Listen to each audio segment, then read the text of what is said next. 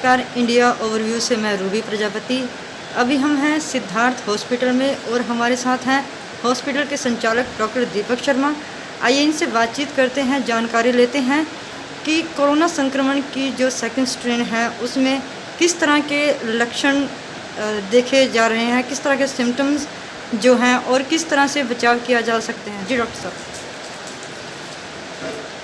जैसा कि सबको विदित है कि पिछले साल अक्टूबर तक कोविड की फर्स्ट वेव चलती रही थी और वो धीरे धीरे जैसे लॉकडाउन हुआ, लोगों ने प्रिकॉशंस रखी, तो वो धीरे धीरे कोविड के केसेस काफ़ी कंट्रोल में आ गए थे।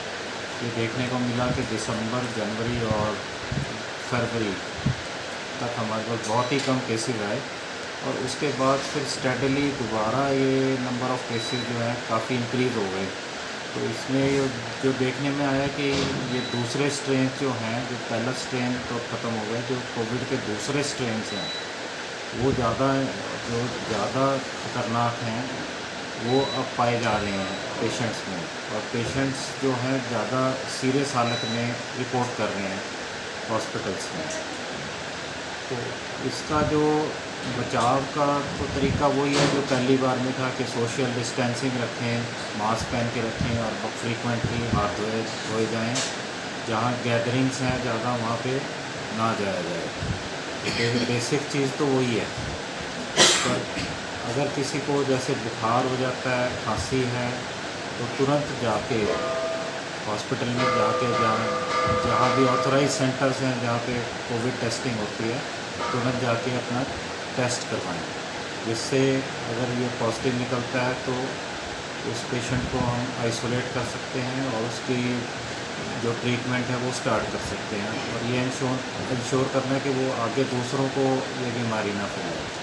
तो बचाव में ही सबसे ज़्यादा फ़ायदा है, क्योंकि एक बार ये लंग्स में पहुंच जाता है इन्फेक्शन, फिर इसको ट्रीट करना बहुत ही मुश्किल होता जा रहा है। जो नई से नई दवाइयाँ हैं, रेमडेसिविर हो गई, टोसिलिमैब है, वो भी कामयाब नहीं हो रही है इन केसेस में। और मोस्टली जो पेशेंट्स हैं सेकेंडरी लंग इन्फेक्शन से अपनी जान गंवा रहे हैं। ये देखने में आया कि इवन यंग पेशेंट्स 30 साल, 35 साल, 40 साल वाले भी बहुत जल्दी इस बीमारी की लपेट में आ रहे हैं और मॉर्टेलिटी रेट बहुत ज़्यादा है इसका।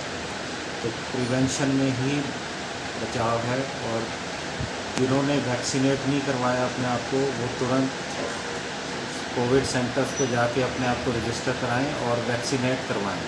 वैक्सीनेशन इसलिए ज़रूरी है, हालांकि कई केसेस ऐसे हैं जिन्होंने वैक्सीनेट कराया उनको इन्फेक्शन हुआ है, और ये देखने में आया जिसको भी वैक्सीनेशन के बाद इन्फेक्शन हुआ है उन केसेस में इन्फेक्शन बहुत माइल्ड हुआ है और मॉर्टेलिटी रेट कम है। तो इसलिए वैक्सीनेशन का फ़ायदा है। डॉक्टर साहब, जो सेकंड स्ट्रेन है इसमें बचने की रेशो कितनी है और डेथ रेशो कितनी है? एग्जैक्ट तो रेशो हमारे पास ये डाटा तो ICMR वाले निकालेंगे, पर ये देखने में आया कि इस पर मॉर्टेलिटी रेट्स पहली बार से बहुत ज़्यादा है। सुनने में आया डॉक्टर साहब, जो थर्ड स्ट्रेन शुरू होने वाली है वो किस तरह से घातक सिद्ध होने वाली है, या किस तरह से उससे बचाव थर्ड स्ट्रेन जो शुरू होने वाली है?